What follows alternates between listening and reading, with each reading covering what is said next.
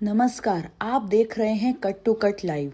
अंधड़ से कच्चा मकान ढहा, मलबे में दबने से 21 बकरियों की मौत, 2 घायल।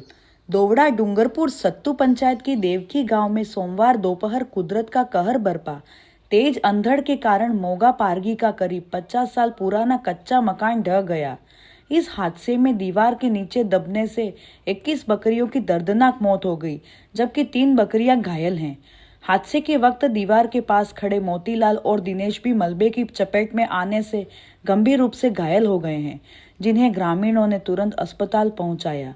पीड़ित मोगा पारगी के लिए ये बकरियां ही आजीविका का मुख्य सहारा थी।